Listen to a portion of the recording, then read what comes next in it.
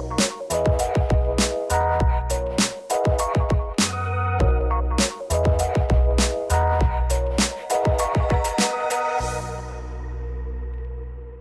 right, welcome everyone to our very first Pizza Hotline podcast episode. My name is Almar Pectulinen. I'm the videographer here at Pizza Hotline and also the editor as well. But moving forward, I'll kind of be the host of these podcast episodes. But I'm really excited for today because this is just another way for us to connect with you guys as a community. Everyone here in Winnipeg, a lot of people know who Pizza Hotline is, and this is just another way for us to kind of look under the hood and see that we're more than just a pizza company, and there's people behind the scenes working, running the business and everything. But I guess before we get into the main topic for today, I do want to ask if you guys can introduce yourselves. So, Antonio. Yeah. So I don't know if I'm supposed to look at the cameras. You can look at me. You can look at the camera. Yeah. My name's Antonio Cianflone. I work at Pizza Hotline. Awesome. Okay. And I'm Jerry Cianflone. I've been with Pizza Hotline a few days now. A few days. Nice. I really like that. It's just getting out of the probation period. Yeah. Probation. You're just at the end of it. Okay. I guess just to break the ice. Yeah, guys. So what'd you have for breakfast this morning? I need to lose a lot of weight, so okay. I had a Greek yogurt. Greek yogurt, yeah. Nice. What kind? Did you put anything in it? No, I try to not put the sugar in. I'm gonna sound insane to everybody listening, but I'm just plain Greek yogurt. Plain Greek yogurt. That's pretty good too. It's not bad. I'm not usually that boring. Yeah, because for a little while I was trying to do that as well, like just yogurt and like almonds and stuff like that, just to get all the good healthy fats kind of thing. But no, that's really good. Okay, Jerry, what did you have? Is it within my rights to withhold the statement? Up to you. Actually, I was late and getting up this morning, so I didn't have anything. Okay, I came straight to work. Yeah, sometimes that's like me too. Like sometimes I just don't have enough time in the morning. But is there like a routine that you guys kind of go through in the morning? Check your calendar. Yeah, check the calendar, check your inbox, see what's up for the day, and just go. And you just go. I wish I could say it was like up at 5:30 workout. Mm-hmm. No. Yeah. This business now, I've been doing it for, like I said, a few days. Yeah. And, you're all over the map when it comes to a calendar. Sometimes it's late night, sometimes it's early morning. So there really isn't a set early morning rise routine and early to bed. Mm-hmm. Just doesn't work that way. Right. Yeah, that's true. Okay, so I guess for our first topic for today that we're going to be talking about, I wanted to really highlight the Pizza Hotline brand and its history. As just a few months ago, I was editing the Pizza Hotline franchise videos that we were doing, and I remember just watching that 7-minute video like a couple times over, just trying to really understand it. So I kind of had a sense of the history through the video, but I do want to get a sense of the history through being face to face with you guys here. And I guess Jerry, so how did this all get started? Who was all involved? That was about more than a few days ago. So that it started back when when I was in school. I was taking business admin at Red River, and with then my girlfriend, who now is my wife, and we would be at school in the day, and we'd visit. I'd visit her. At her employment where she worked, which was a family business, right. And at night, and I used to hang out there quite a bit, and as after about a year or so, her father said that he wanted to sell the business. He wanted to move on. He wanted to retire. So I spoke with my girlfriend, who's my wife now, Teresa, and we decided to buy the business. She wasn't too happy about it at the time. But, right. Being that she had been in a family business for a very long time, putting in long hours. But that was the starting point. We bought the business, and away we went. Okay, cool. What was the name of the business that you bought? The original business was Colombo Pizza. C-O-L. Yeah, Colombo. Okay. Colombo. Yeah. Awesome. Yeah. And how long ago was that when that happened? 86. 86. Okay. Yeah. And I guess how involved was your wife in the business, from the start? Is she still involved now? When we bought it, she was much more involved. We were, in a location, working a location 7 days a week, and we did that. The first location, we did that for a very long time, working in that capacity. We were hands-on, cook, clean, driver, you name it. We did it all. Well, she grew up in that business. Right. Like her parents were in Colombo. They started Colombo. But it was, I mean, you can know better than me, but it was a full-service Italian restaurant. Right. So they were getting up. She served. She was a server in the restaurant. Okay. From like age 12 up. Yeah. Where was that location? On St. Anne's. St. Anne's. Okay. Yeah. Okay, Yeah, we just actually sold that property just recently. Oh, just recently too. Okay. Yes. Yeah. Yeah, that sign in our office. Yeah. I mean, I don't know if these people will make sense to the listeners, but in the boardroom, the Colombo sign is actually the original sign from that building. Yes. We took it off the exterior and we put it up in there. No, it's a great prop. I remember seeing the guy just the other day, just installing it in the office. And I was like, that is really great framing there. That's really cool to see that part of that history being displayed in the boardroom. Yeah, it is cool. Yeah. And I guess just leading on into it, like Antonio, so how did you get like introduced into the business? Like, what was your first kind of exposure to the family business? Well, I guess I was born and that was it.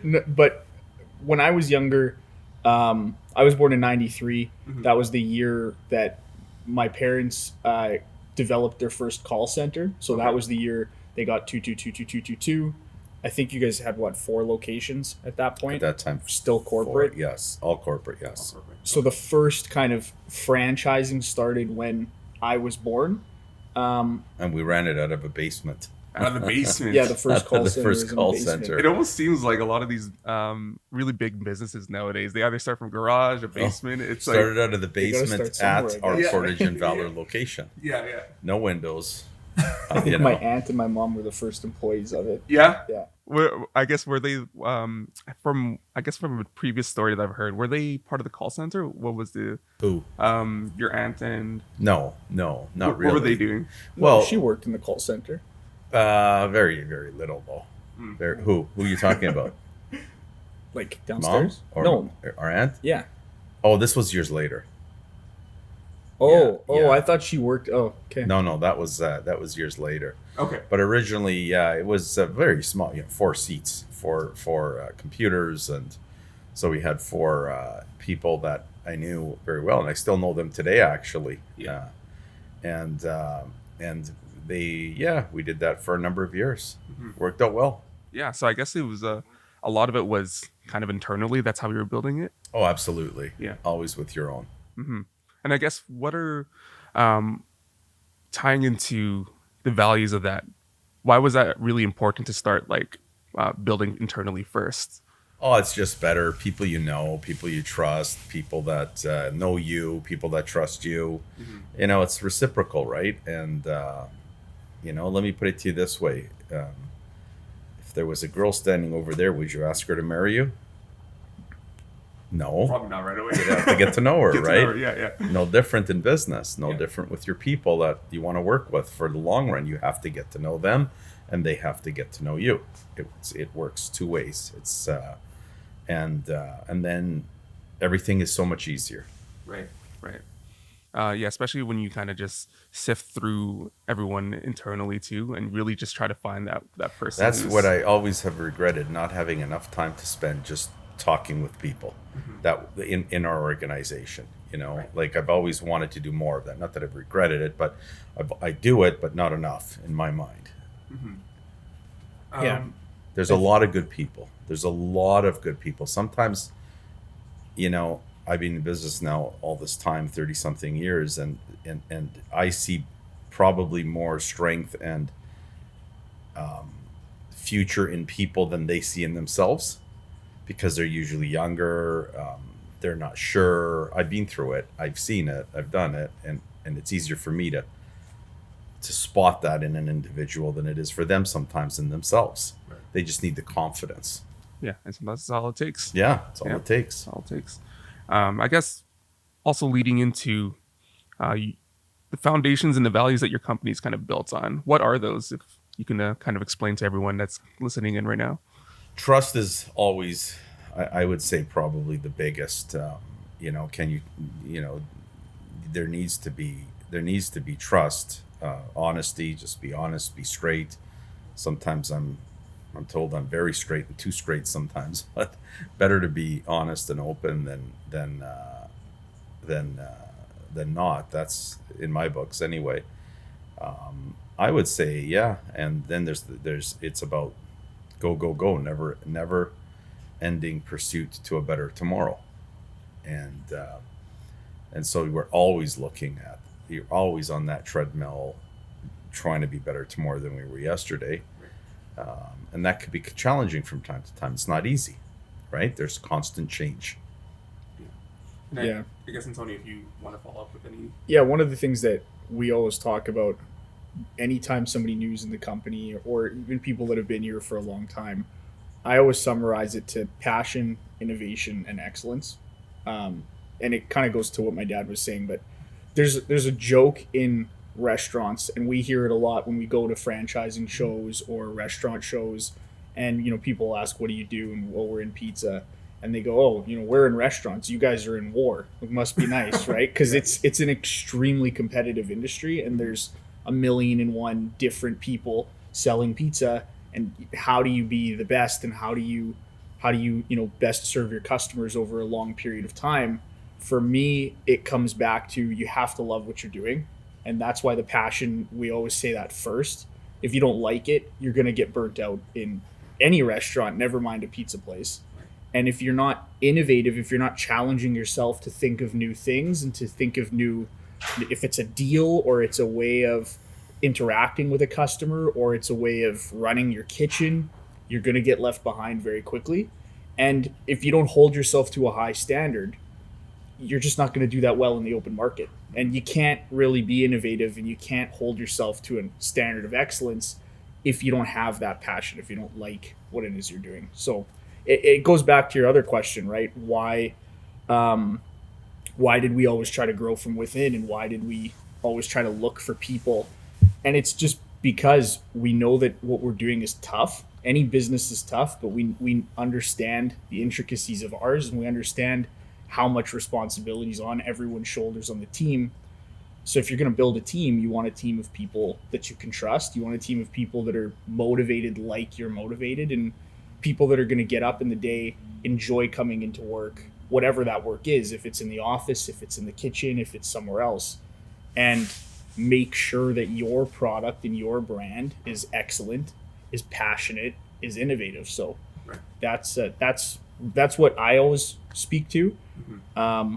It falls very much in line with the trust and the transparency. And again, how do you best set up a culture of people who want the same goals? Exactly. Yeah. And so all of that really ties in together, and that what really brings a lot of the success that I've seen from Pizza Hotline together is, that trust and that passion, and being able to kind of cohesively work together with one another in an environment like that. We have a very fast paced, our office, our stores, our franchisees, we work at a quick pace, mm-hmm. right? And I've experienced that firsthand. Yeah. But if you don't, if you don't like what you're doing, there's going to be more than enough reasons for you to stop, right? Mm-hmm. But if you like it, if you like what the challenge is, if you like really trying to grow and really trying to compete with, in our case, with companies that are multinational, international conglomerates in other markets that we're going head to head with in Winnipeg, Manitoba for 35 years. Right. If you like that challenge, you love working at Pizza Hotline. Yeah. Some people don't sometimes, and mm-hmm. It's okay. And but you gotta know what you want, exactly. And you have to find other people who also want the same things. Yeah, because there's no worth in investing all your energy into something that you're just not passionate about. No, it doesn't work. It does not work at all. Back in the day when we first started, there were many a days that I felt like, what am I doing? Like, beat the head against, I was beating my head against the wall, and we were working 7 days a week, and we were working all long hours, but I just knew that I had to make it work, and I had to make it right, and I had to be the best. And I wanted my sales to grow, and I wanted my customer base to grow, and it becomes a challenge. And so you have to be self-motivated. You have to challenge yourself and not accept defeat, and you just do what you have to do. And one day led to the next, and we got smarter and smarter as the days went by. We were able to produce a great product, a great pricing, and we've had that strategy for a long time, and it's worked well for us. And it took us from a blip on the map in Winnipeg from one location, and now over the years we've grown to be the leader in market share in Winnipeg. It didn't happen overnight, but it happened because it was consistent discipline, energy, and an approach to doing well. Right. Yeah, I think you hear. Not to cut you off, but I think you hear it in other things a lot too. And not to be too cheesy, but I think one thing that's really contributed to the company is the mindset of just not taking a shortcut. Right? Like a lot of organizations, especially restaurants, can make something that's good enough, and they can get varying levels of success for a few years, and then they fizzle. Right? There's been a lot of franchises, corporately ran organizations, and not just restaurants. You see this everywhere. You see this in your own life. If you go to the gym because you want to lose weight, and 2 weeks later you fizzle. Right? You have to do what you're supposed to do in a sustainable fashion. Well, back in the day, touching on that, I remember early on looking at the landscape, and I asked myself how many local chains have survived, in this market, or in any market for that matter that I knew of. And in Winnipeg, there wasn't any. They would come, and within approximately 5 years, they'd be decimated, or virtually almost they hit their prime and then they fall off. And they just can't sustain it. So that was I took it upon myself as a challenge to really try to figure out what was that, what was the cause of that, and in turn, how do you not become another statistic where you fall by the wayside. So typically back then, within 5 years, they'd burn out. And so far we haven't peaked. I don't believe we peaked yet. So it's a good thing after 35 years. Right. And I guess why do you feel that Pizza Hotline as a brand has been able to stand the test of time and it's been so successful in what it's done? It's exactly what we're talking about. It's process, innovation, change, listening to people, listening to your customers, listening to your owners, listening to your staff. You have to listen, you have to absorb, there's this constant flow, this iteration that takes place, that new information in, put it through the circle, and out comes a new product, a new idea, and then yes, no, do we implement? Right. And sometimes you make mistakes along the way, but you don't make mistakes that take you down. You make mistakes that you learn from and you grow from. Yeah, I think there's an idea, especially around businesses, when you talk about any business, big or small, but success in a business, and it's kind of just this exponential. Like things start okay, and then every day they just get better and better and better. And I think in our business, there's a lot of trial and error, and that's the position we put ourselves in because we want to try to be at the forefront of change. But a lot of that change doesn't pan out, and you have to be quick to cut when you do a trial that doesn't go the way you wanted it to go, and you move on, you find the next opportunity. Yeah. But to do that over 35 years is tough. And again, it goes back to your culture. You need people who like being uncomfortable. It's very easy to come in, to work in a day and do a run-of-the-mill job or take a run-of-the-mill approach to what it is you're doing. Yeah. We're in marketing. It's easy to come in and say, okay, we're going to put this much towards this because that's how we've always done it. It's a lot harder to always break your model and to optimize it and to do that across a company, right? So it's a different approach, but I think success, another thing that I think has really resulted in success for us is just being authentic and being true to our own values, true to our customers. He can speak to this better than me, but the marketplace when Pizza Hotline was growing, didn't really have value as a proposition to customers. There was quality, there was speed of delivery. Or there was perceived quality. Well, yeah, we won't name the. There was a large brand who, if I said today, was advertising as being the premium pizza provider. Most people in the room would laugh, but that was the game. They were the quality. One of the other large brands was the fast delivery, and that was kind of it, right? So to come out and say, we have a great pizza, we're offering it at a great price, we're going to give you great service 10 times out of 10, and that's it. That's what we are. That's what we do. That's what we're going to do. That, I think, has really resonated well with Manitobans, who can be difficult to please sometimes. And I think that's really resulted in success for us. But to do that, again, there's no hidden formula to that. People look at the 4XL party pack and they go, oh, there must be some trick to it. How do you sell 4 extra large pizzas for $37.99? Right. You do. You just do it. You just do it. Yeah. And to get a great pizza at a great price, you make sacrifices and you have to formulate your business model. And to have good quality service, there's no way around investing in your people and training your staff and looking for people who care about quality the way you care about quality. And a lot of stuff that sometimes can be overlooked in a boardroom, when you're looking at numbers. Well, how engaged are our staff? Very hard to look at that on a sheet of paper. You need to be in your stores. You need to be with your franchisees. You need to be with their teams, and you need to be investing in them. And that's something that I think we've done for a long time that really helps us stay different from, the Domino's or the Pizza Huts or the Pizza Pizzas or the other chains that have come in over the years. And again, just trying to show off a natural form of who we are and what we do.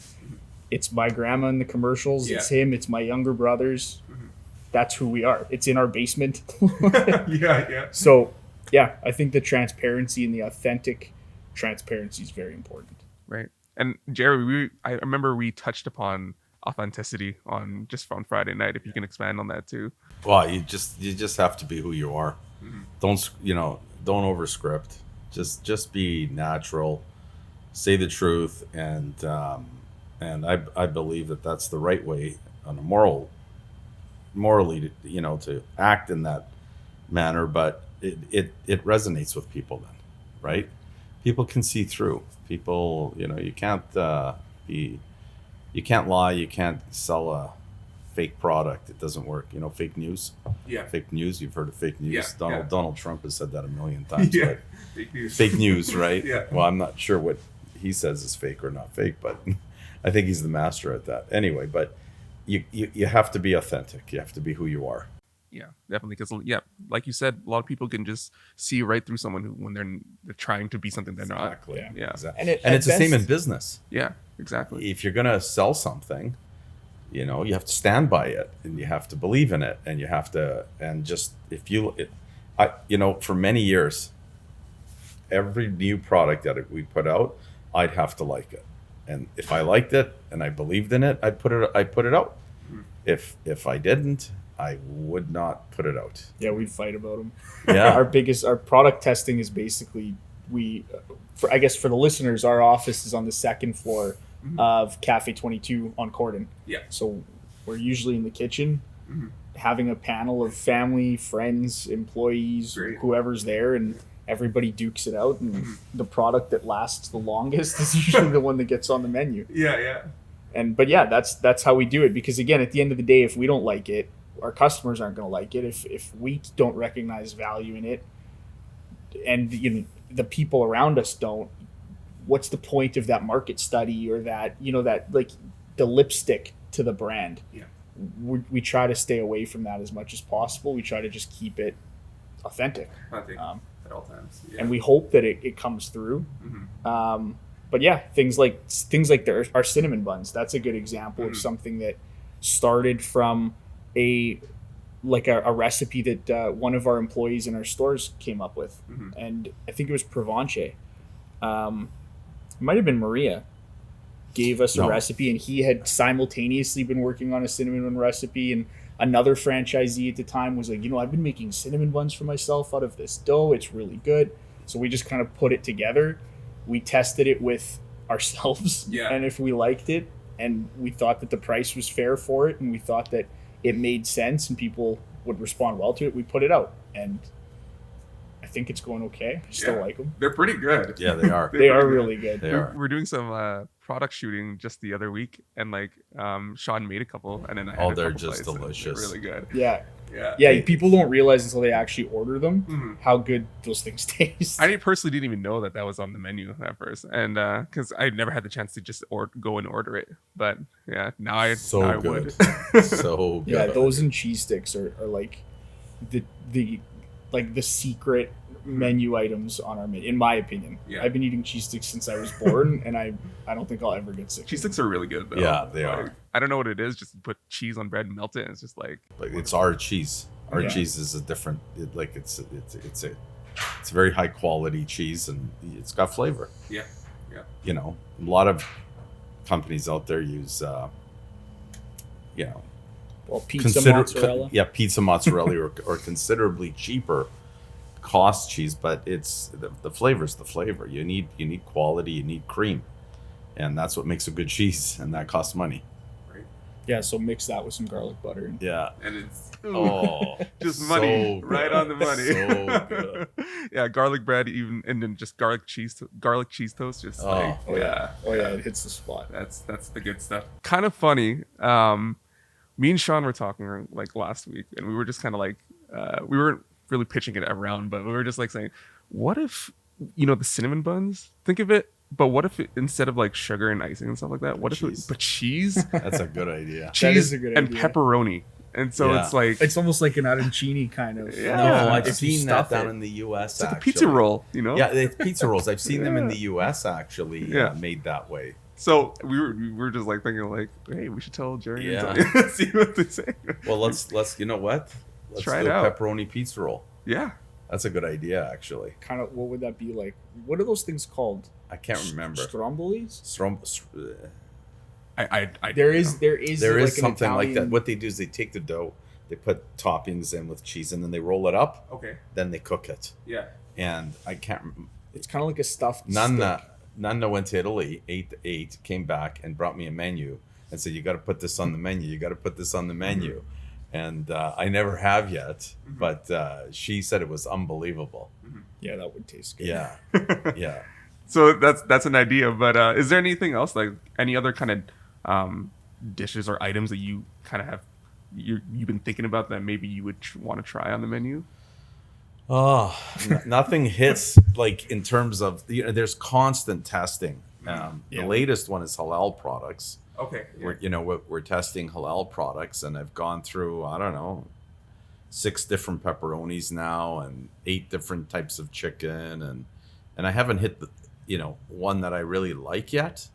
But halal, I think, would be the next item to throw on the menu. Yeah, the gluten frees we just came, or the cauliflower crust, we just replaced our gluten free with that one, and we have the vegan matzah was something that we just came out with, but those took a long time to test too, because vegan matzah for a long time tasted like Terrible. plastic. Like, Yeah. you'd eat it and it would just be. And granted, we're obviously not vegan, so somebody who would be vegan would probably be more okay with that flavor profile, but. Right. We tested that for a good couple of years before we actually I launched. shelved it. Sometimes I'll shelve it. If I can't figure it out, I just go, forget it. I'm not putting this on. Yeah. Another example of that was whole wheat crust. For years, we were trying to develop a good whole wheat crust, and it tasted bitter. And we'd mix this flour and that and this water and that, and we went back and forth. And I honestly, that's probably the product that did me in. A few times, and I shelved it. I said, forget it. I'm not putting this on. It's gone. It's gone. And then it gnaws away at me. And then because I really want to tackle this, and then I'll start testing again. And then finally I figured it out, and it was like, boom, this is it. Okay, we're done. And that took a good couple of years of on and off, test, try.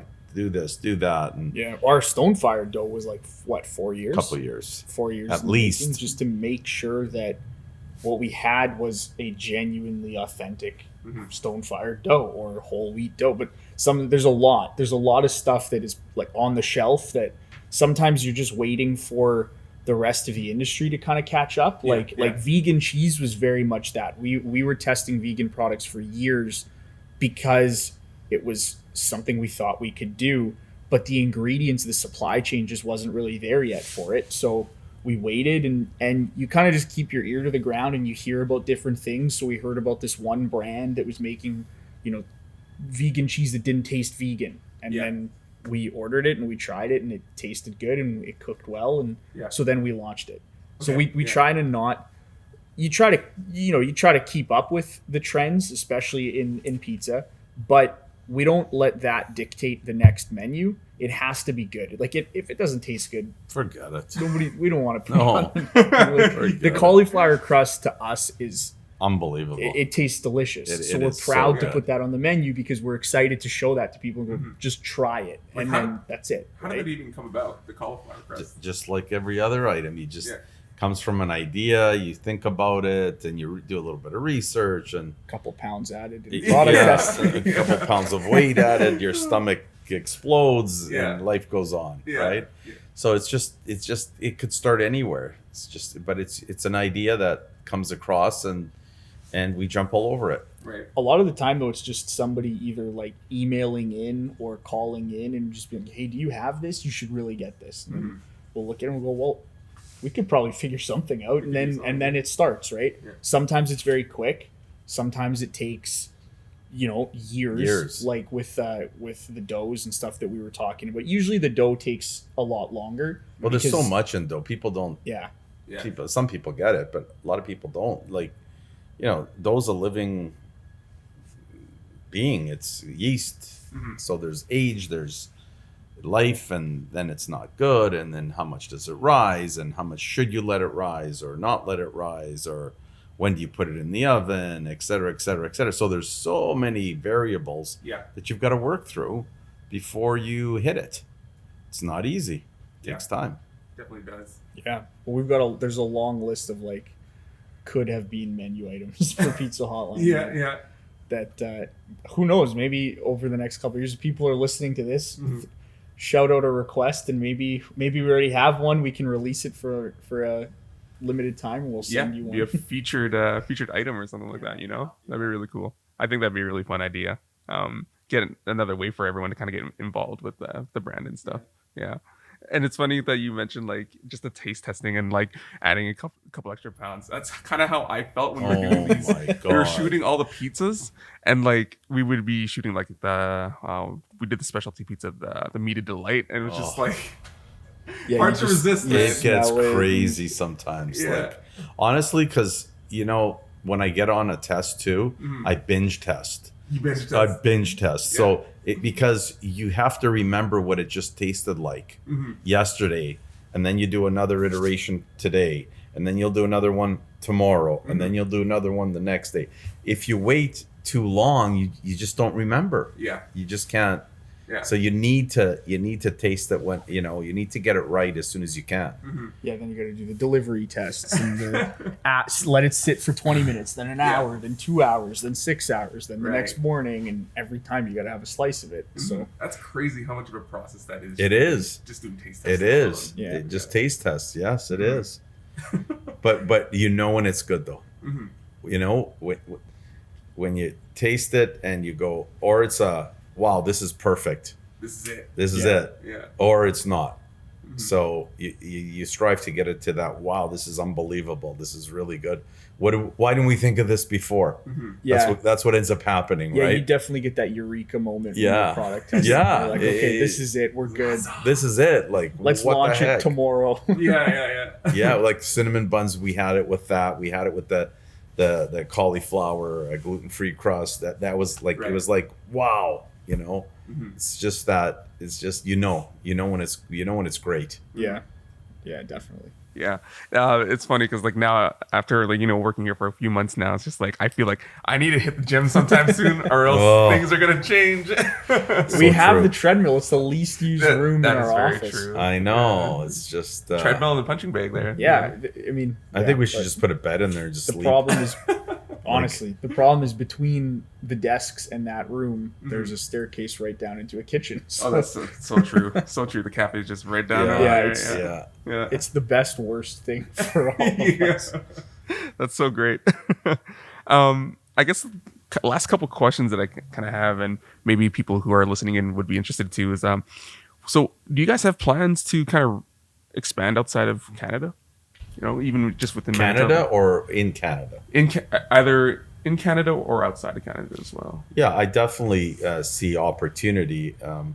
I get asked that question a lot of times. You know, I was just speaking with an interested individual the other day, met with them, and he was a nice gentleman. And, you know, he says, how come, you know, you're 30 years in business, how come you're not outside of, you know, Manitoba or outside of Winnipeg? And truthfully, the answer to that is because I never really made the effort. And I personally made a decision many years ago to just stay home. I didn't want to do all the traveling. I didn't want to be away from the family. And it was just not something I wanted to do. But, you know, that was then. And now, you know, Antonio's been around now for a little while. And so now it's time. It's time for us to take what we have and go with it. So where will we go? We'll definitely be in the U.S. And Canada, and that's the next. I would say that's the next phase. Since Antonio's come on, it's been what I call base building.